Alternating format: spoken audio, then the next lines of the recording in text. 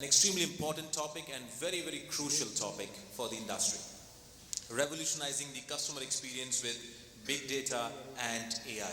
And before I call on the esteemed panel of our experts here who are going to share their knowledge and enlighten all of us, few pointers of discussion: transforming financial services from physical contact to zero-touch mode. How crucial are the AI and chatbots for personalized customer engagement services, predicting customer behavior using big data, and many more. So ladies and gentlemen, please help me welcome with a big round of applause our honorable panel members in the order of the sequence. Welcoming first Ms. Lincy Therattil, Head of Open Innovation and Fintech Platform from Barclays Bank. A big round of applause for Lincy. Lincy, welcome to the panel. Please have your seat.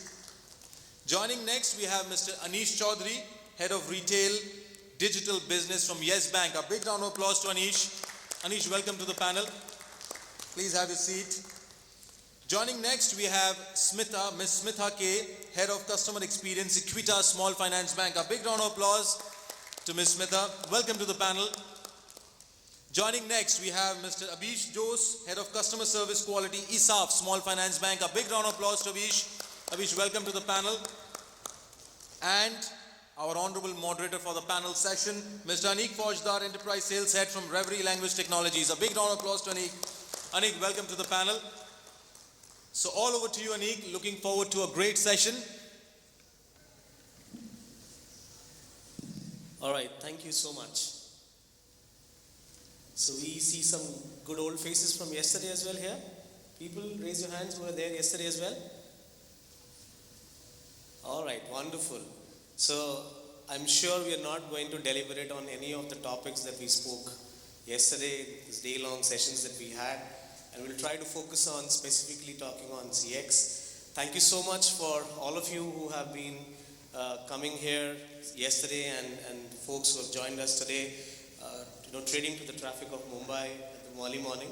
So, we were having a fun that, all of us are here to talk to the audience, and folks have actually taken a lot of time to come here. So it's like school, right? The first benches are all missing. So all the back benches are sitting out there, and we'll have a good conversation with the back benches there, right? So anyway, with no further ado, what we will do is, this is a topic that I guess is very close to the heart of most of you who are here, for a fact that customer experience is something which is about churning the money. Right? So I know that whenever somebody asks me what does CX means, I always say that CX is all about that we are being able to make money. Our CX is at top class if you are making money. CX is not at a class if you're not making money, in spite of the fact. So while there is a complete monetary direct correlation that we can draw in from CX, it takes a lot of effort, and specifically in the back end for the banking segment that we are talking about, BFSI we talked about digitization yesterday. A lot of the work fundamentally is happening in terms of how do we enhance the CX in the front end, so that the customers keep coming back, the customers keep coming and giving more business to us, and the trust factor stays for that part, right? So with that point, we will start off the conversation where today what we did was, we did try to fix this panel by our panelists. We spoke with each other and said, okay, how do we want to plan the flow up? So there are some questions that I will be asking which will not be coincidental because they will be planned. And then there will be some questions which will be coincidental because we had two more extra panelists that we were there who are not with us today. So we will try and figure out and innovate in the process to go and see how can we take on questions from you guys as well on this. So one of the biggest things that, the questions that always keeps coming in, that as you bring in more and more technology, you are moving away from the customers, from the human touch. And traditionally, if you look at the banking industry, is something which is always built on the foundation of trust. Yesterday, we heard some of the examples where a Sharmaji, who was a bank manager, being able to know the in and out of a family because he has been part of the way of journey how middle class India had evolved and stuff, to today where we are transitioning into a completely digital. We carry our bank on our phone. Many of us don't even carry wallets, right? Because today everything is on the phone. We can handle and manage things on there. The human touch is something that fundamentally is being is a fear that we are missing it out, and how does it impact? So my first question that I'll go to you, maybe Lincy, that how does we stay humane while delivering on technology to drive CX? What are the challenges that you think we are facing, or what are the things that we need to innovate? Okay, great. Thank you. Good morning, all. So I think the most important thing that sometimes people miss out is why products are created, right? The products are created to serve a specific purpose for the customers. So it's very important that we actually understand what is it that the customers really need. Empathize with the customer, understand their pain points, and come up with a solution which is meant for that specific need, right? I'm sure you've heard a lot of stats around 90% of the startups fail, right? You guys have heard, right? Nod of heads? Yes. I'm just checking whether you guys are still awake. Yes, okay. So one of the top reasons why that happens is that what they create, what the startups create, is not what the market wants. This just, highlights the fact that when you're creating something, you have to keep customer in mind. Whatever digitization efforts you take in place, you have to keep customer in mind. So it's very important that you need to be customer oriented. If you think of what customers are exposed today, they are exposed to digital natives like Amazon and Netflix, who uses your previous engagement data, interaction data, and all the data that they have about you to give you what you really want, when you really want, right? So time and place doesn't matter. You get the service when you want and where you want it, right? So time and place doesn't matter. Add to this complexity, if you think of it, customers want a zero touch, zero contact. They do not want to be speaking to an agent for resolving these queries. What's wrong with agent, right? You call them and they say, oh, this 10 to 7 is my working hours. Please call after that or call tomorrow. But customers don't have that patience. So there is a lot more focus on zero touch, zero contact kind of a platform to engage with customer. And think from an organization's perspective. Earlier, the approach to improving customer experience was essentially to train employees. Human touch, that was so important, right? But now, an organization has to depend on tech to do that job. So it's very important that the tech that they are deploying to interact with the customer has that element of personalization that you would usually expect from employees of organization. So this is something that's really, really important and needs to be looked at. And AI can help you. There's a lot of personalization that can be done with respect to the offers, the content that gets shared, the type of information that is given, the offers that are given.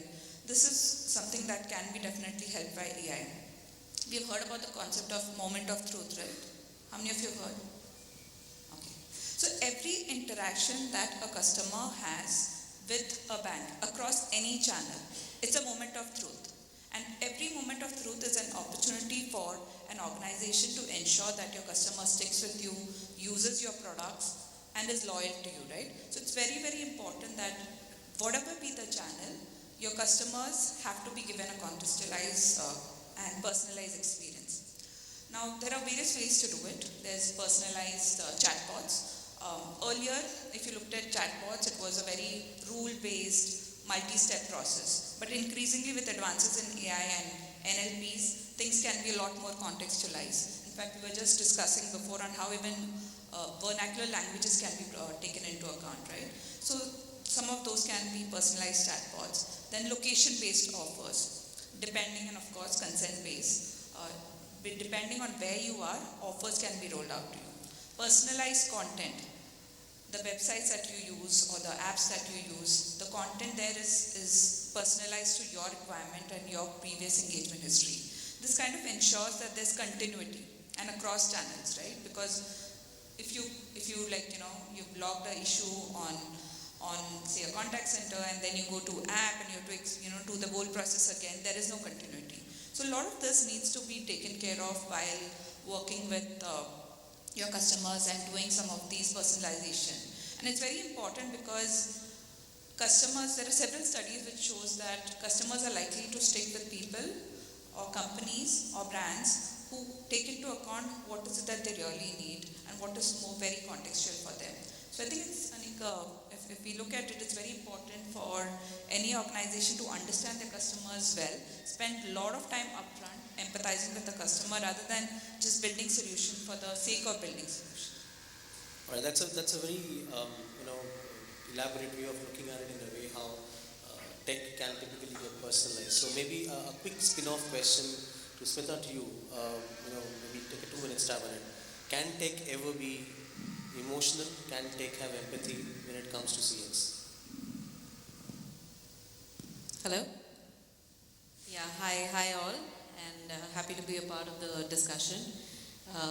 To add to what Lincy had said, there's a lot of discussion yesterday as well in terms of emotional AI, etc. So if you could just step back, okay, leave the technology out, step back. Do we really understand the customer's need? That's where all our innovation stems from. One is what technology can do is basis as is data. It can throw out some predictive models, etc., which helps us to understand, okay, for this segment, this is the behavior and this is what we need to do. Just step back and also understand the unsaid needs of the customers. So Apple is a typical example. So what Apple does is, it doesn't ask its customers, now come on, tell me, what is it that you need? These are the X things that we're looking at. So is it these things that you're looking at? So they do their surveys very, very differently. They capture the unsaid needs. So they observe customers. They just, like you would do on a phone, they just observe what you do. And they understand basis that observation as to what should be their next step of innovation. Right? Are they struggling moving from one icon to another? So what should I do? Should I do an innovation around that? How could I make this a little more simpler? So those are the things that are being looked at increasingly in our organization as well. While, in Equitas Small Finance Bank, like any other bank, we just want to catch up on the race. And we are kind of filling out the tick boxes. Do you have this? Do you have this? Do you have the website? Do you have the chat? Do you have, internet banking, mobile banking with these features? So we're also doing all the check boxes. But for this year, our focus is really going to be to understand the unsaid needs of the customer. We just want to step back and say that, okay, these are some of the things that are a given, the customer really looks at, but what is it that we can do more of? So I think the emotional part of it is something that is going to catch on for this year for our organization, and definitely that's something that we want to understand. How do we implement this emotional quotient in all our digital journeys, right? In fact, in one of the sessions I did mention that relevant nudges, okay, all of us understand the word nudge in our mobile phones, right? So we get these, relevant pop-ups in our mobiles where we're saying that, you're stuck in some place and it gives you a nudge. Are you okay? Is everything okay? Do you want help? Those kind of things actually connects a digital platform with you. There's no human being saying that, calling you and saying from the bank that, hey, is everything okay with you? But the customer does understand that the bank is understanding that this person is stuck somewhere and, do you need some help? Okay, do you need some help to navigate through the screens? So, that's something that definitely is going to be looked into increasingly by all banks moving ahead. That's a very good point that you touched upon, Smitha, for a fact that a lot of these needs to be predicted from a perspective of, you took the example of Apple, which does this fantastically, that it observes and it tries to predict. So a lot of the claims that are being done by big data, AI, is that we can predict customer behavior. And maybe, Anish, I'll come to you with this question that this claim that big data and AI can actually help in predicting customer behavior. Is this a reality? Is there some ground truth to it? What's happening? While we understand through our predictive algorithm models, we can tend and attend. So Google can tell us that, okay, every day if you're going this way, here is the route that fundamentally is lesser on traffic and stuff. But coming onto the banking domain, where a lot of personalization is required from a perspective of, let's say, senior citizen coming onto the bank, trying to navigate and get a passbook updated, or let's say services that he or she would want to get them. Again, a complete set of new customer like a Gen Z walking in, where everything has to be in fingertips and can't be waiting there and stuff. Now, in situations like this, where there is so much of fragmentation with respect to the customer's behavior, the way how they consume banking, if you look at it, is this a reality then, that big data AI, what you're talking about? Do you see there's a reality? It's still an aspiration. Where are we on this? Sure. So, very, very good morning to everyone, and thanks for having me here. All my views are personal and do not represent my organization's views. In terms of data, I think there are two dimensions I want to touch upon: where it is today, how it's shaping up, as you asked, but also in terms of putting some ground reality in place. So, if I talk about banking per se, let's split 3-4 major functions in terms of experience, in terms of how we look at the whole domain. One is acquisition of a customer, and then it's about risk underwriting, be it as giving out a loan, or be it even getting an account opened from a fraud perspective. Then you have collections, give out money, it has to come back, and then there's a servicing angle. So if I just touch upon these 4 primary pillars from a customer experience point of view in a banking domain, I think the maturity of data and the way we are using it is varying across the 4. Now, from an acquisition perspective, there's a lot that's already in place from a digital angle. If I am trying to retarget customers, the concept that I often say is n equal to 1. Each individual is unique, and therefore can you target creating custom audiences, creating very sharp profiles. Those technologies are very much available and ubiquitous across organizations today, and fairly advanced in terms of figuring out when to target, what kind of campaign, at what time, which duration of the day. I think that maturity is fairly high, and I've seen the conversion rates improve significantly, 5 years ago versus now, thanks to the amount of data and the kind of predictive models that are sitting behind those data, thanks to something as basic as retargeting or transaction platforms, to something as evolved and which is yet to take shape is the customer data platform, a CDP, as we often call it. The second crux, of course, remains on the omni-channel approach. So you have voice, and then you have physical banking. Physical banking constitutes 90-95% of Indian banking today. And having said that, how do you translate a lot of offline data into meaningful digital data continues to be a challenge. I often say there are 2 kinds of data. One is visible data, and the other one I use the term, jokingly called dark data.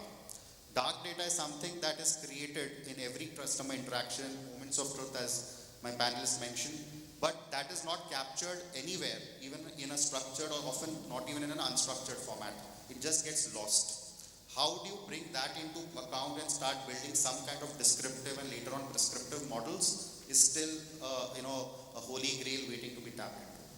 Similarly, the amount of insights our salespeople, branch people, they gather in their interactions with customers. I think the sales CRMs, etc., are gathering those insights. But what I do not think is still possible is the organizational memory and the customer relationship memory that an individual carries. I go as a sales RM, I'm selling a wealth product and going into the home of a customer.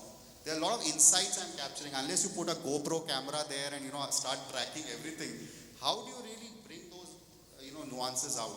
So let's not overrate data also beyond a point. There is a big amount of human, practical, commonsensical approach that's there. Similarly, when it comes to collections, I think there's a huge amount of scorecarding that's there. Underwriting. Data models have enabled scorecards, algorithms to kind of help discern bad rates. Just to give you a perspective, India lends around 1,20,000 crores of rupees, every year. That's the amount of lending we do, 120 trillion. Even if 1% goes bad, you imagine the amount of impact it has. So NPA management is a very big piece where data is playing a very crucial role. However, the flip side is, how do you bring in new to credit customers into the fold and still lend them profitably? And that's the next challenge, banking is trying to solve, financial services are trying to solve. Still midway there. An exciting area that's emerging is on the voice analytics. So while sentiment analytics has already been prevalent on social media and internet, how do you capture conversations on the call centers, contact centers, and convert them into meaningful analytics in terms of how do you nudge a customer, how do you serve, that is still WIP. There's a huge potential that's waiting to be tapped. But in a nutshell, if I summarize the whole approach, there is a lot of improvement in the last 5-6 years, and it will continue to be breathtaking. But I'm sure in this room, many of you work on data, right? Is there anybody who doesn't use data in this room? So all of you use it? Yes? All right. So, I call it death by data. So the amount of Excel sheets that are flowing and, the amount of data that's flowing, sometimes you just feel that you don't know what is the right data to look at. And eventually, at the end of the day, no matter how much technology, how much data comes in, the fundamentals of business was same 5,000 years ago, and it is still same even now.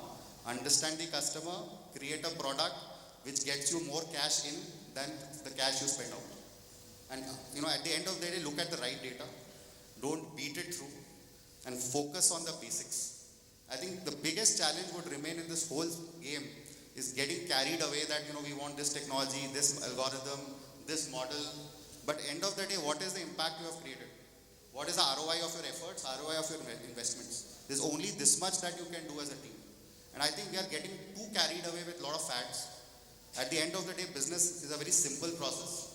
And simplicity is something that will eventually come back to, I can assure you. After a few years, we'll come back and say, hey, look, all this is fine. But at the end of the day, this is what it is. So prediction, yes. But are you saying that we can predict the future and be very clear this is how the customer is going to behave? It is an absolute physical impossibility. So all we can do is make sense of the world better. And that's what this is all about in a nutshell. I think that's a very practical way of looking at the whole aspect of data, and I think all of us would connect and relate to that. So, there is something like, we say that too much of analysis leads to paralysis as well. So what fundamentally we look at is how practically we are looking at the data and try to get insights which will help us out to go and serve the customers better. Now, coming on to the whole aspect of serving customers better, today we are doing a lot of automation that's happening on the customer service side of it, and bots typically have become like a reality, right?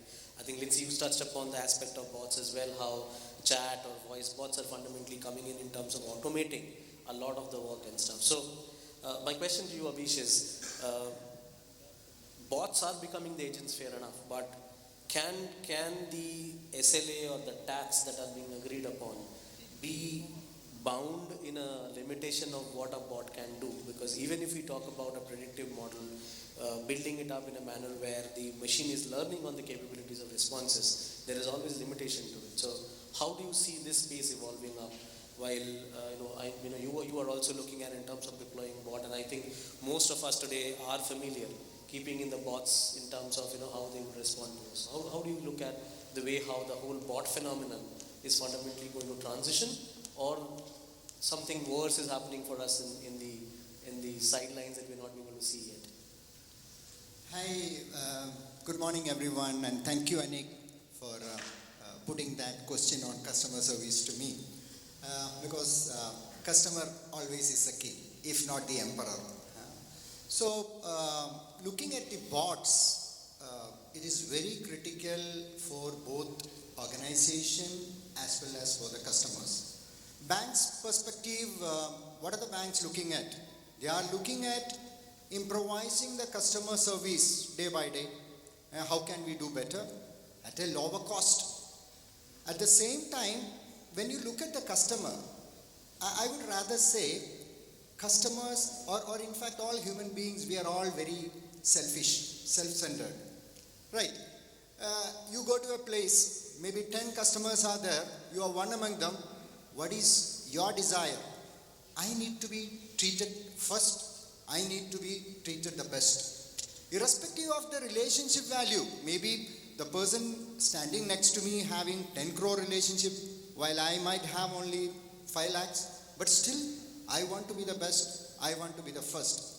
And this is becoming really impossible for banks to treat everybody alike, or everybody being given the same kind of priority experience. So that is where I believe the bots, in whichever form, whether it be chatbots, whether it be voice bots, whether it be actual bots or robots, these are coming to help both the banks as well as the customers. So when we speak, my co-panelists have already explained in detail, it is not the old rudimentary rule-based boards we are looking at. That is, you ask a question X by the customer and the answer will be Y, then you choose one, another, based on that you choose the next. That is no more, interesting for any customers. We want a kind of humane or the best. I don't think we are reached a place where we can give the complete humane experience through the boards. But still, day by day, we need to improvise in such a way like the near best human experience the customers need. First and foremost, I would say the key benefit of these boards is they are available 24/7. You don't need to, for example, what are the challenges you face even with the best relationship manager? Best relationship manager you have, but still when you call, there might be times he will say, sorry, I'm on a call, I'm on something, can you call back later? Or can I call back later? Or maybe even if he's attending the call or he's attending to you, still you face, he might be distracted with something, or he do not know the entire information what we need to give. Second thing, these relationship managers also keep on changing. It is not lifelong one relationship manager will take care of the customers. So in all these areas, the bots are coming and giving you a 24/7 consistent. And when we come to these AI powered or cognitive enabled bots, they can give you an experience where it is near human. And that is where customers, I believe, are getting excited. You don't need to, even now itself, I would say, how many of you go to any bank for a transaction? Or as a matter of fact, transaction or anything, any query or anything, everything is at your fingertip. And you want to do it at your convenience.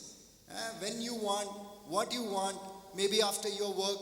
Unlike earlier times, no, you don't need to take time to go to a bank during business hours. And nobody is willing to do. So the bots are going to help in a way. Going ahead, we have to, I agree. Currently, most of these bots are helping only some simple tasks, which are repetitive tasks. But we can see that with the help of analytics and with the help of machine learning, these bots are learning themselves. In fact, it is interesting to know that machines are learning from machines, not human involvement is required to teach the bots to understand the customer so that a personal experience can be given. Every time a customer interacts, he can get a personal feeling that this bank understands me. What are the expectations of the customer? They want the organization to know me. And they should have a feeling that the organization knows me. It doesn't be sufficient like the organization knows. The customer should get a feeling that this organization knows me and helps me and assists me in all these things I am going forward to do with the bank. So in nutshell, I would say, yes, chatbots, voice bots, and I do not know what all new kinds of bots will come. That is a way forward, both for banks as well as customers. But we have reached only a short while. The journey is long. We have to go a long way. We have to keep on learning. We have to keep on improvising these bots that, some point of time, it is almost equal to human experience. These bots can serve the customers. All right, I think carrying on the thought on that, Abiesh, and this is something that maybe I can ask to you, Anish. Are we not being unfair to the set of customers that we are talking about? A lot of these technology innovations that we are doing it with respect to the bots, with respect to the whole digitization process that we're talking about, being very focused and centric to a tier 1 and a tier 2 city and the customer segments there.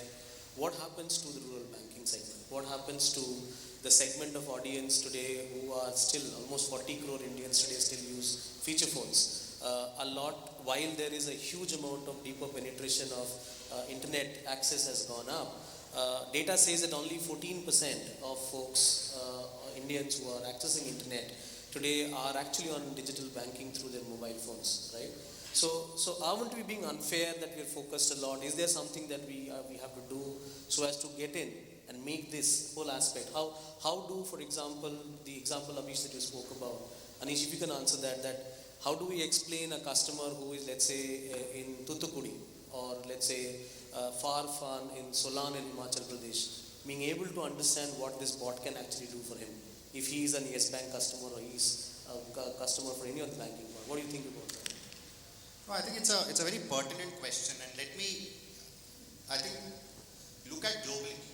This question also resonates with a fundamental point about income inequality and digital divide. You know, there's always this conference, if you see the World Economic Forum, the biggest concern is as technology is spanning, are we really creating a situation where the underdeveloped countries and underdeveloped regions in the world, would they ever be able to catch up even to the basic level of standard of living that's expected? I think India is an outlier. Let's look at what's happened in the last 6-7 years. One, Jan Dhan accounts, the JAM Trinity as it's called. We have already got 44 crore account holders. 80% of India's adult population today has a bank account. This number was around 30% 4 years, 5 years back. Number one. So that's the most important basic step for financial inclusion. Number two, when you look at, as you mentioned, the penetration of smartphones and feature phones, look at what UPI has done. Today, UPI is available not only on high-end smartphones, it's available as a USSD code even on a feature phone. You can do transactions offline now. Even if you don't have internet connections at that point on a merchant shop, you can still do transactions offline. These are global first innovations. Today, the kind of payment infrastructure, the savings infrastructure that's been built is world class. I think we are far ahead of the developed world. As each individual in this room, we should be proud of what we all and this country has achieved, first of all. Number two, in terms of what's the way forward, India will always remain a phygital market. No matter how much digital penetration happens, India is not going to be Estonia, where 90% of the things happen on a click of a button, because we are a country with a lot of diversity and a lot of concentration and too much variety of services as well as needs of customer wants. Therefore, you have a branch, you have a bot, you have digital applications. How are they triangulating and servicing? Today, a banking correspondent goes on a cycle for 30 kilometers to deliver a banking service to a person in a remote village in Odisha. That person uses digital tools to ensure that the amount is punched and remitted back. Isn't that a form of digital enablement of our population?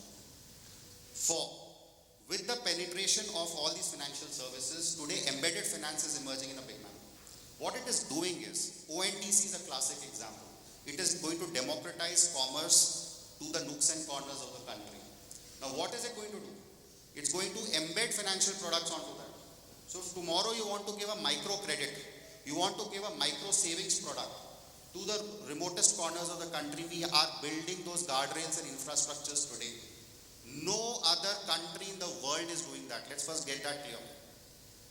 And finally, let me talk about one personal experience. I took a rik 5 days back. This rickshawala asked me one question. Sir, मेरे पास 10,000 रुपए हैं. गांव भेजना था. I had to send it to my village. But क्या मैं SIP करूं? और आप तो बैंक में काम करते हो, he had picked me from my office that day. क्या मैं स्टॉक में पैसे लगाऊं कि SIP करूं? This is a guy, I asked him, he was a class 8 pass out. He had been working in Mumbai city for last 15 years.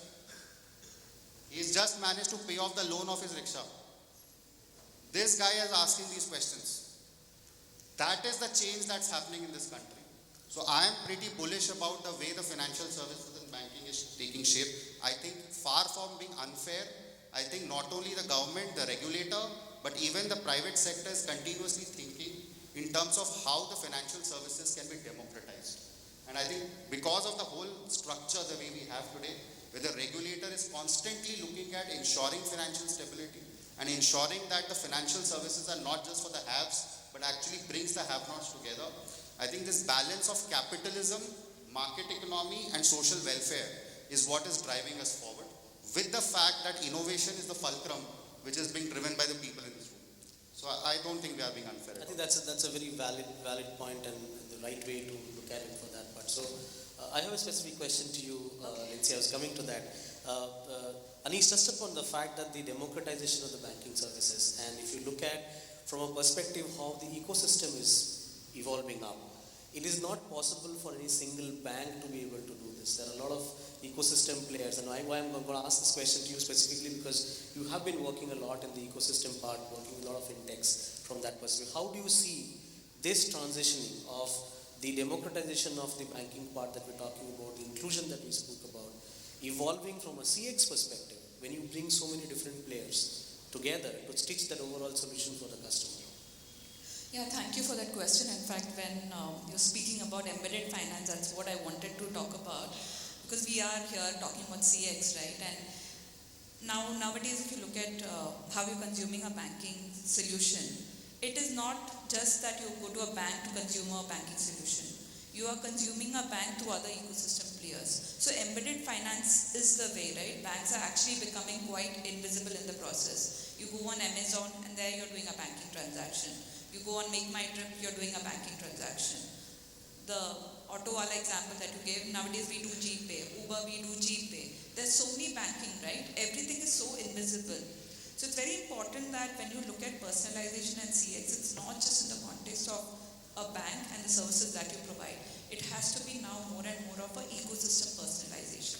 And that is where I think banks have to start playing that role of working with all the ecosystem partners to create that personalized end-to-end journey, not just from the banking experience, but give it a more holistic experience to the customers. And that is going to become a major differentiator over a period of time, where customers get to experience bank via some of the ecosystem partners as well, and not just the bank platform itself. So it's going to be, I think, very, very important from that perspective to focus on ecosystem personalization, get more and more people. So what do we do now? If you want to search something, you just do a Google, right? Okay, Google. And it's just there in your life, omnipresent. Google is always there in your life. And we want banks to be that way. We want banks to be seamlessly integrated in a person's day-to-day life, right? And that can only happen if you have the right ecosystem partners and you work with them to ensure that your banking services are seamlessly embedded in people's day-to-day life. So it is very important that I think ecosystem personalization, embedding finance, it's going to be very important over a period of time to ensure that banks have ultimate customer stickiness and loyalty. That's going to be a challenge over a period of time. If customers don't come to you, how do you ensure, how do you ensure brand differentiation? I think almost 10 years back, we started speaking about brand commoditization. And increasingly, a lot of these kind of financial services are becoming more and more commoditized. So if you want to ensure that customers stick to you, you have to take care of the entire channel. And that is where I think we have to increasingly work with all the ecosystem players to give that kind of experience. So thank you so much for that point, Lincy. So that brings me to a very, very pertinent question for the fact that all this is fundamentally being driven by technology. And maybe, Smitha, I'll take this last question to you before we open up to the forum for our questions. Technology is fundamentally driving two things. One is the entire enhancement of CX in the front end. Inclusion included all of the points that panelists spoke about, including the ecosystem play that we have and stuff. On the back end, if you look at, the banks also are cognizant of the fact that the technology needs to improve efficiency, reduce cost of operations, increase productivity. How do you balance that as a bank with so much of risks involved in the whole process as well, where because it is all tied up in a cog in a wheel, right? If one of it comes off, the whole the ecosystem and the way how service is being provided can actually fall. So in a high risk, high stake game like this, how do a bank actually balance this out in terms of keeping customer centricity in the mind? At the end of the day, what is being done is for the customers. So yeah, so banks are the most regulated entities, and the regulator keenly watches what every bank does. Okay, so RBI is very hawk-eyed. They are extremely customer pro.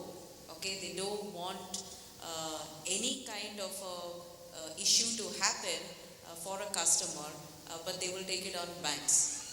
So that's the general approach of RBI. Now, if you see during COVID, the typical video KYC kind of a process that suddenly came up, the regulator would not have thought about it or approved it had COVID not come, right? And there are a lot of regulations to that. You have to do this. So it's an advantage because the regulator is already laying the outline. Okay, they are telling us that this is a must-have. Okay, so from the regulatory point of view, you have a clear outline. Okay, now that's not enough. For every bank, you also need to ensure that you are making money and not draining money out with your initiatives. So that's a key point. And how do we do that? So sometimes we burn our fingers because we do some implementation. We realize that, okay, some fraud has happened and hence we have to pull it back. But otherwise, there is a committee that is formed where every department has an input to make. You have the risk team which gives you inputs, you have the compliance team which gives you inputs. So every team gives you an input. So even before a project goes live, you have key stakeholders from every team give you those inputs, and only then you kind of sign off on a project and then it goes live, right? Having said that, is this also very tedious? While digital is the way ahead, is it also tedious? The good thing about digital is that these rules can really be built in the system, right? So if it is a person-to-person kind of an interaction, you are laying risk guidelines. A person is at the end of the day what he speaks to the customer. That's it. It's over and out there. So you have better controls in digital, I would say, rather than a human interaction, right? And another key aspect is that these rules can be changed quite easily, okay, by the banks. So if you understand that there is a risk element that's coming out of a specific type of transaction, the data tells you that you have your digital dashboards which tell you that there's something wrong that's happening, and it's all possible only digitally, right? So if you have to be hawk-eyed like the regulator, definitely digital is the way you can look at it. And also one more point that I'd like to share is after COVID, okay, we are seeing a complete shift in the customer's way of looking at things, right? So even if the customer is, let's say, doing a transaction, he wants that to be safe and secure. So he comes in, gives us input saying that how are you going to ensure that my money is safe with you, right? What are the controls that you are building? So we were having a kind of a discussion with a group of customers in terms of some new digital enablements that we are doing. We wanted to get their feedback. And we realized that there was one senior citizen customer who asked us a very pertinent question. He said, I want my mobile app to sleep when I sleep. Okay, that was really great. I mean, we kind of didn't think about that. And it was a great thought.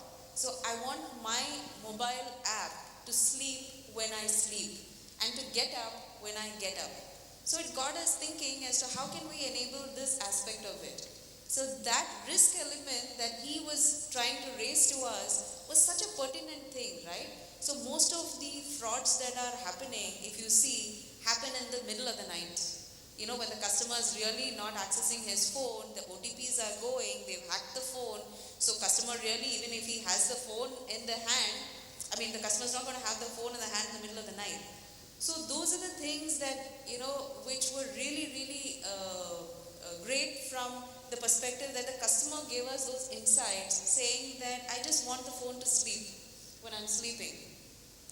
So yeah, so it's an ever learning process. There is no rule book to it, but I guess as and when we speak more to customers, we get more and more insights as to what is it that they need, and of course, what are their innate related requirements as well.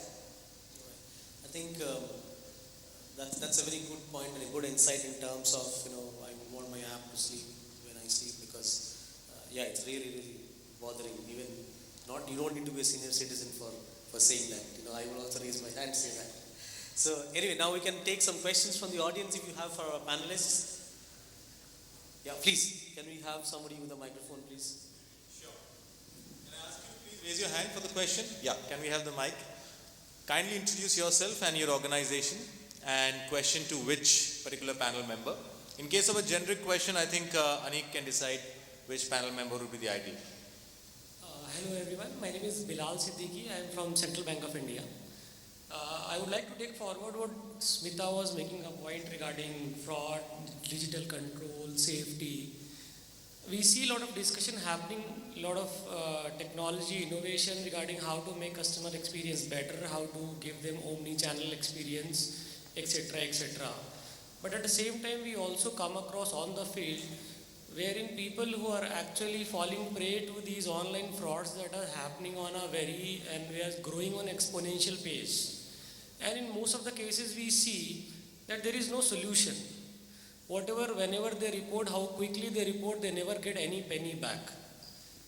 And that trail which happens, the amount or money moves from one bank to another bank to third bank to fourth bank, it vanishes. So is there any proposal or is there any study being happening across the banks to arrest these kind of phenomena? Otherwise, no matter how better technology or software we produce, this apprehension market wherein people who have the mobile phone, who have the technology in hand, but are very naive or very innocent or very vulnerable with these frauds, they're very apprehensive. So we get your question. So your question is basically, is there something happening across bank to study this pattern and try and stuff? Maybe Abiesh, you can answer this question, please. So, since I have been handling the customer service quality of ESAF Bank, I come to know every day so many frauds, you are right, happening. But let me tell you at the root of it, the root cause is, I'll put an example. Your key, your house key, how safe you are keeping it. You are keeping it on the roadside or you are keeping it somewhere. All of these frauds, what I have seen is like at some point of time, somebody has compromised. The customer has compromised. I have not seen a single case the customer has kept very well their OTP or the passwords or the password need to be complicated. For example, many cases have been seen in internet banking. This is a pattern which is happening. The user ID is the name of the customer and the year of birth. Maybe Abiesh so-and-so year of birth. And most probably the passwords will be some special character in between, @ or hash or something. So they are allowing the fraudsters to hack it. And I have not seen, to the best of my experience, where the customer has taken necessary precautions and frauds have happened.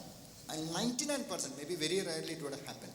And to your second point, we have interactions with RBI and other agencies. I believe, Smitha, you were also there, some time back we had a meeting.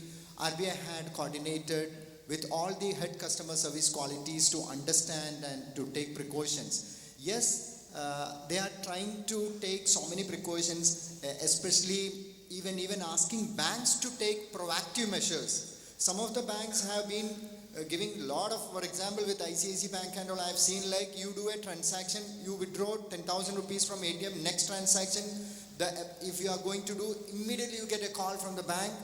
Are you the person directly doing? Is somebody else is doing? So we have to build in so much of technology to do the STR, suspected transaction reports, and immediately contact the customer and inform wherever. So proactive contacting the customers is very much required. If somebody is trying to log into your internet banking or mobile banking and there is a failure, that means somebody is trying to hack. So banks across are developing technologies with the help of the fintechs and trying to bring in some kind of control. But again, let me repeat, it is the duty of the customer to keep your passwords, your OTP safe, and don't compromise with it. If you don't do that, whatever technology, whatever you try to do, it will not help. Thank you so much, panel members. Do we have any other question? In the interest of the time, we can take one quick question. Yeah. I just want to add to that. Please. You did specifically ask whether the regulator is doing something about it. And so we put this question when we had a nodal and PNO meet. We specifically put this question to the regulator saying that you were penalizing banks where the customer has compromised all the information. So from the regulatory aspect of it, are you looking at some kind of a portal, or are you looking at some kind of a thing where a bank can immediately put a hold on the fund? Because once it goes to the other bank, by the time we reach out to the other bank, the money is gone from that bank to some other bank, right? It just keeps jumping. So they are working on something, is what they told us. They haven't revealed what exactly they are planning, but there is some work happening. Thank you. On a lighter note, the best part that RBI is definitely doing is having Amitabh Bachchan speaking to all of us, all over the media, right, talking about this part and stuff. So one last question that we have. Yeah, if you could kindly raise your hand. Yeah, Can we have the mic, please, fast? I have one. Yeah. Hey, hi. Thank you for the detailed discussion on the customer experience to all the panelists. My name is Sohan. I represent Trust. It's a banking technology platform. My question again is, when it comes to KYC and all the other KYC or the validation aspects, right?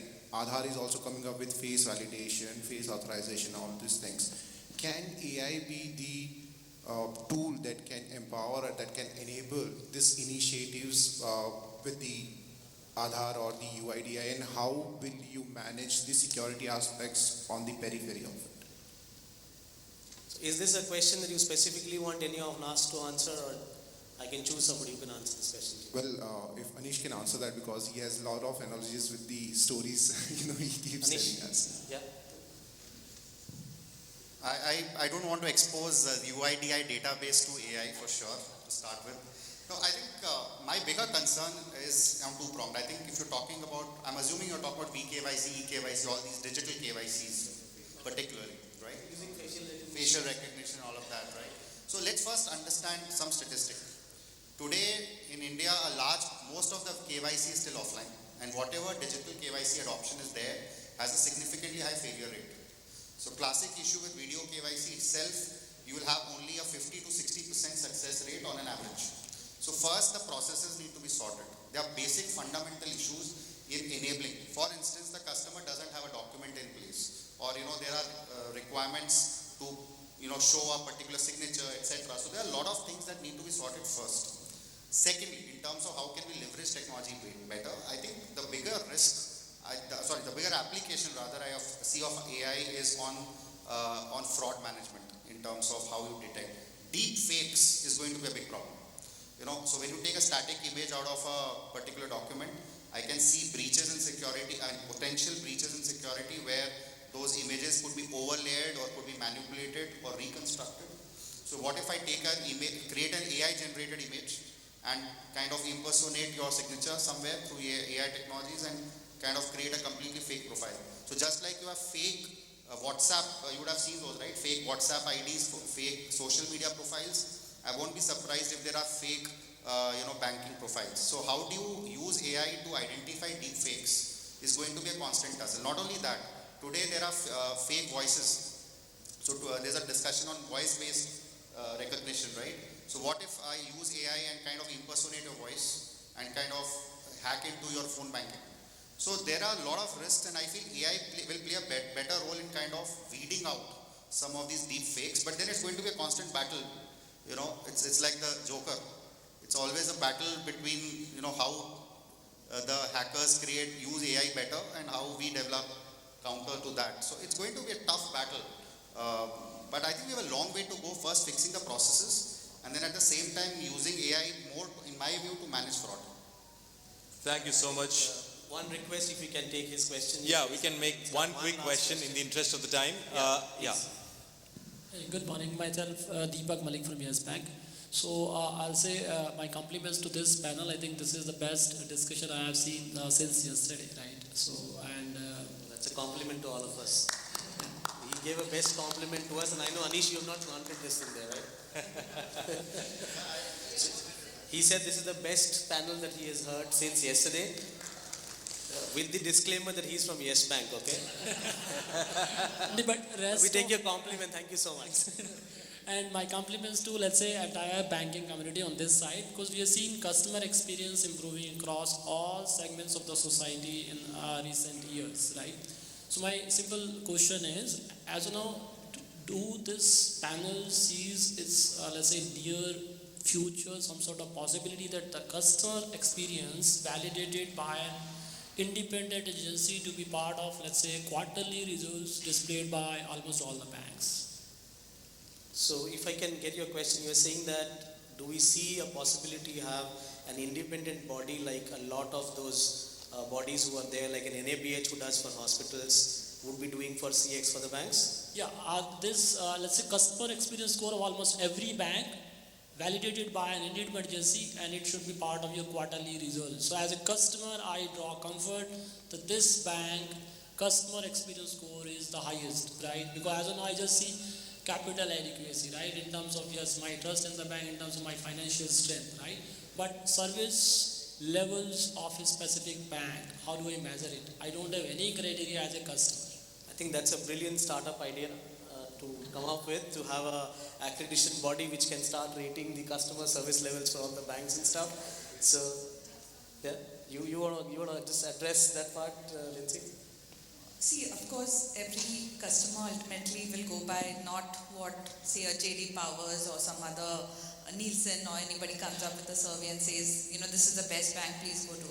It's ultimately your experience, but there are customer rating agencies who take feedback on a very regular basis on how has been your experience, what are some of the friction points, how seamless was your journey. So all those kind of things, feedback is taken on a regular basis, and there are awards also given. There are several industry events like this where those kind of companies or banks are identified as well. So it is there, but ultimately I think customers these days don't go by these kind of accolades or awards, but they prefer what, you know, they go by basis what they experience or what their friends experience, right? So it is ultimately each individual's experience. Well, I think on a lighter note to that, given the fact that there are credit bureaus which are rating you and me in terms of whether the bank should lend us or not, I'm sure the day is not far when we will have a bureau which will tell us which bank to take the loan from, which will be giving us this part and stuff. So I think on that lighter note, guys, thank you so much for your time. We know we overshot.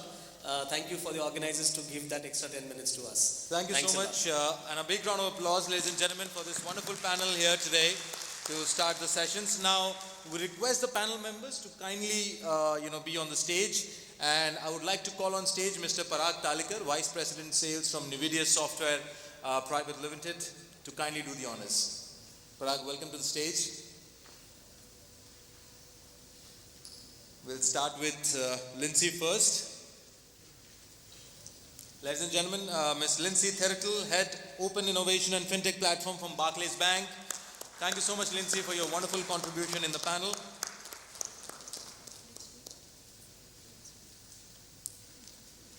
Moving on to Anish. Mr. Anish Chowdhary, Head Retail Digital Business, Yes Bank. Thank you so much, Anish, for your wonderful contribution in the panel.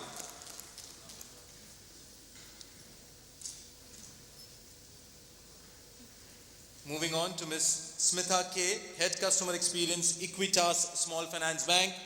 Thank you so much, Smitha, for your wonderful contribution in the panel.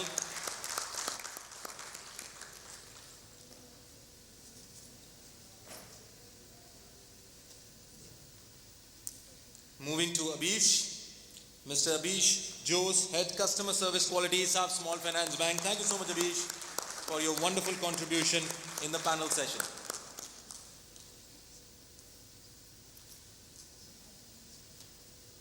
And now we move on to our honorable moderator of the panel, Mr. Anik Fouzdar, Enterprise Sales Head, Reverie Language Technologies. Thank you so much, Anik, for wonderfully moderating this panel.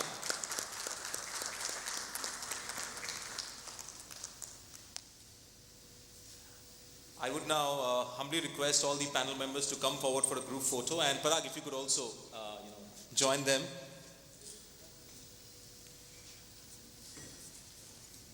A big round of applause, ladies and gentlemen, once again for starting the day 2 in a cracking note with this wonderful panel. Ms. Lincy Therattil from Barclays Bank,